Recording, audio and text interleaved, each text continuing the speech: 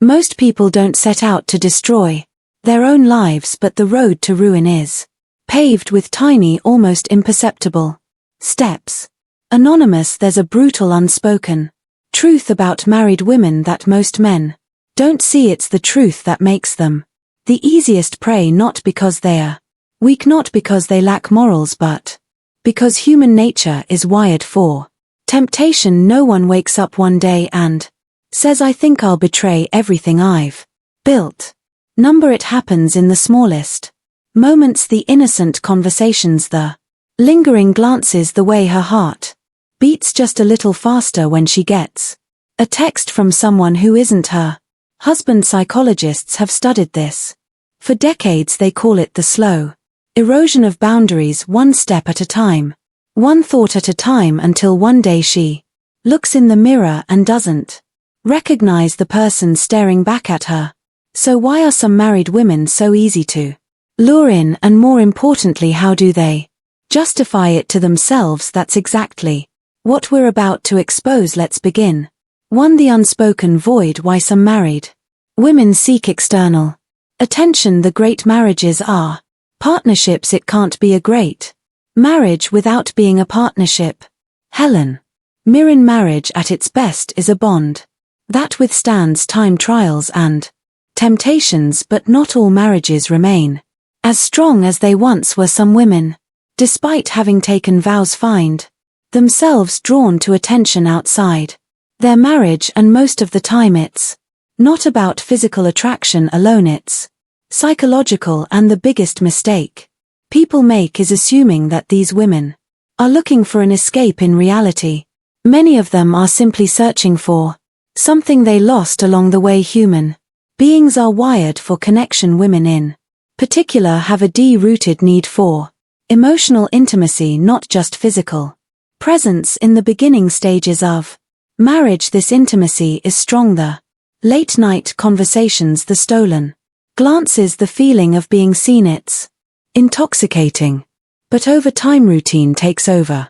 Suddenly life becomes predictable. The deep conversations turn into logistical discussions about grocery lists and household chores. Passion gives way to duty, and worst of all, she starts to feel invisible. This is where the danger begins. Dr. John Gottman, a renowned relationship psychologist, explains that the silent killer of relationships isn't conflict, it's indifference. When a woman no longer feels noticed by her husband, her subconscious mind starts seeking validation elsewhere, sometimes without her even realizing it. People will do anything to avoid being lonely, even if it means losing themselves in the process. Mitch Albom, a simple compliment from a stranger, a conversation with a man who actually listens, a moment where she feels interesting again, and suddenly that tiny interaction feels like oxygen. After years of suffocation, marriage comes with responsibilities, predictability, stability, but the downside of stability is that it often kills excitement. In psychology, this is called the Coolidge effect, the idea that novelty is what triggers desire. People, both men and women, are drawn to the excitement of the unknown. And if a woman has been married for years, if every day looks the same, if every interaction feels rehearsed, then the slightest spark of something new can feel electrifying. Not because she doesn't love her husband, not because she's a bad person, but because she misses the thrill of feeling wanted. We are most alive when we are in love, but love is not just about being together, it's about being chosen again and again. F. Scott Fitzgerald. When a woman feels pursued, when she feels like she has power over a man's desire, it reminds her of a version of herself she thought was long gone, the younger version, the confident version, the one who felt effortlessly attractive. And so even if she never intends to cross any lines, she might start walking closer to them, because in those fleeting moments she feels alive. Again, another overlooked reason why some married women become susceptible to external validation is social identity loss. Many women after marriage start to feel like they are no longer an Individual, they are someone's wife, someone's mother, someone's caretaker. Their identity shifts from who I am to who I am to others. Before marriage she was a mystery, an individual, someone with dreams, interests, passions. After marriage she becomes defined by her roles: wife, mom, supporter, the one who keeps things together. While these roles are beautiful, they can also become restrictive. If a woman no longer feels like her own person, she might start seeking out interactions that make her feel separate from her role, and sometimes that interaction comes in the form of another man too. The justification game. The mind will always find a way to justify what the heart has already decided. Anonymous. No one wakes up one day and says, I think I'll betray my marriage today. That's not how it works. When a married woman begins engaging in emotionally or physically risky behavior, it doesn't happen all at once. It's a slow, slippery process, one that is often justified in the deepest corners of her mind long before it manifests in real life, because the truth is guilt is an unbearable weight, and if someone can convince themselves that what they're doing isn't really wrong, they no longer have to carry that weight. So how does this happen? How do married women rationalize crossing the line? At first everything feels innocent. It's just a little attention. What's the harm? I'm just talking to him. There's nothing wrong with that. It's not like I'm cheating, I'm just enjoying the moment. The human brain is a master of self-deception. If something feels good but goes against one's moral values, the brain creates excuses to bridge the gap. Psychologists call this cognitive dissonance, the tension that arises when our actions contradict our beliefs, and when that tension becomes too much to bear, the mind bends reality to protect itself. The easiest person to fool is yourself. Richard Feynman. So a woman who was once completely loyal starts playing mental games. She downplays her actions. It's just flirting. It's not like I'd actually do anything. She shifts the blame. If my husband paid more attention to me, I wouldn't need this. She compartmentalizes. This has nothing to do with my marriage. This is just something separate for me. But here's the kicker. The more she justifies, the further she'll go. For many married women, the first betrayal isn't physical, it's emotional. This is what makes it so dangerous. With physical cheating, the lines are clear. There's no gray area in kissing, sleeping with, or intimately touching another man. But an emotional affair, that's where things get blurry. Late night texts, conversations that go deeper than they should, sharing personal struggles with another man instead of her husband. At first she tells herself, it's just emotional, there's no harm in talking. But emotional intimacy is powerful. When a woman shares her mind, her thoughts and her emotions with a man she's already started detaching from, her husband. Cheating isn't always a physical act. The moment you start keeping secrets from your partner, you've already crossed the line.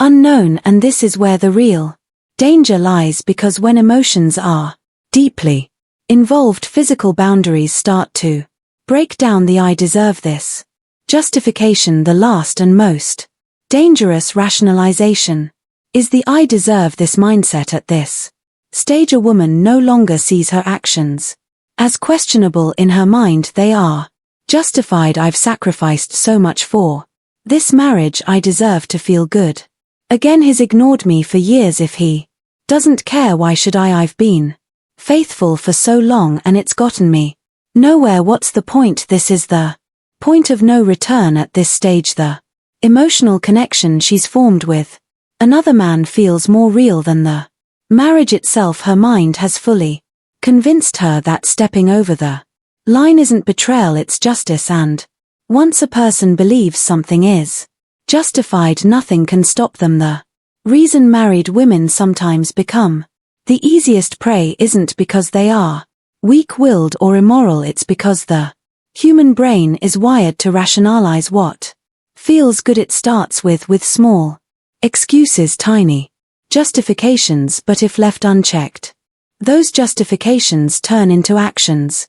And once the line is crossed, there's no going back. 3. The breaking point. The chains of habit are too weak to be felt until they are too strong to be broken. Samuel Johnson. Every story has a point of no return, a moment where there's no more just talking, no more innocent flirting, no more rationalizing. The game is no longer a game, it becomes real. And the scary part, most women don't even realize when it happens until it's too late. In psychology, there's a concept called threshold theory. It explains why people who swore they'd never do something eventually end up doing it, because the hardest part isn't doing it, it's doing it the first time. The first time she sends a message she knows she shouldn't send, the first time she meets up with him just as friends, the first time she feels his hand linger a little too long and she doesn't pull away. That's the moment where everything shifts, because after that first time, the second time is easier. What we do repeatedly, we become Aristotle, and before she knows it, what once felt forbidden starts to feel normal. Here's the biggest lie people tell themselves when they're on a dangerous path: I can stop whenever I want. But can they not really? Because once something triggers an emotional response, it becomes addictive. Neuroscientists have found that romantic and sexual attraction activate the same brain pathways as drug addiction. The dopamine rush of a new connection feels intoxicating, like a hit of something she didn't even realize she was craving. So even if she tells herself this is the last time, she'll find a reason to go back, because at this point it's no longer about the other man, it's about the feeling she gets when she's with him. At first, lying feels unnatural. The first time she hides a message, the first time she makes an excuse, the first time she feels her heart race when her husband asks, "Who are you texting?" It feels wrong, but the human mind is terrifyingly adaptable, and after a while the guilt turns into strategy. She gets better at covering her tracks. She compartmentalizes so well that she doesn't even feel guilty anymore. She starts believing her own lies, and this is where things spiral, because the longer the secret exists, the harder it is to escape. She might tell herself, "I'll end it next week, next month, soon," but weeks turn into months, and by the time she realizes she's trapped in her own web, it's too late. Here's the final shift that happens in a woman's mind when she's gone too far. She stops seeing her marriage as her primary relationship. Her husband becomes the other man, the real connection, the real passion, the real intimacy. It's happening elsewhere at this stage. Even if she hasn't physically crossed the line, her heart already belongs to someone else. And when that happens, there are only two ways the story ends. She gets caught. She eventually walks away from her marriage, unable to live a double life anymore. So why are some married women the easiest prey? Because they're not looking to cheat. They're looking to feel something they lost, and once they find it, walking away feels impossible, not because they don't love their husbands, but because they've convinced themselves that what they've found is something they'll never get back at home, and once that belief settles in, nothing will ever be the same again. So if you understand this truth, you hold power, the power to see what others miss, the power to read between the lines, the power to recognize the silent signals before they turn into something irreversible, and with that knowledge, you'll never be blind to the game again. This is Stoic Guide. Until next time, take care and see you in the next video.